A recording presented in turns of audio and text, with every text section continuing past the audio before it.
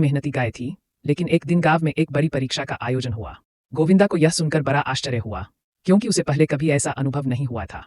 वह परीक्षा में बैठी और सोच रही थी, मुझे तो ठीक से पढ़ाई करनी आती नहीं। वह अपने पास के अन्य जानवरों से बात करने लगी। क्या तुम लोग जानते हो कि इस परीक्षा में क्या पूछा जाएगा? गोविंदा ने पूछा। सभी जानवर उसकी बातों में खो गए थे और वह बात करते करते परीक्षा में बेतहाशा समय बर्बाद कर रही थी। तभी गोविंदा के सिर ने उसे डांटते हुए कहा, तुम क्या कर रही हो? यह परीक्षा है, तुम क्यों बात कर रही हो? गोविंदा चुप हो गई और उसे समझ में आ गया कि उसे अपनी मेहनत पर ध्यान केंद्रित करना चाहिए। लेकिन तभी स्कूल के प्रिंसिपल, जो कि एक गुस्सैल हाथी थे, आए। उन्होंने गोविंदा को सीढ़ियों पर खड़ा कर दिया और गुस्से में कहा, तुम बात कर रही हो, यह क्या तरीका है? प्रिंसिपल ने गोविंदा की इतनी जोर से पटाई की कि गोविंदा की आंखों में आंसू आ गए। गोविंदा रोने लगी और उसने सोचा, कितना कुछ खो दिया। लेकिन फिर उसने अपनी गलती को समझा और निश्चय किया कि अगली बार वह परीक्षा में ईमानदारी से ध्यान लगाएगी और कभी भी बेतुकी बातें नहीं करेगी। यह कहानी हमें सिखाती है कि हमें अपने काम में ईमानदारी से ध्यान देना चाहिए और किसी भी काम में समय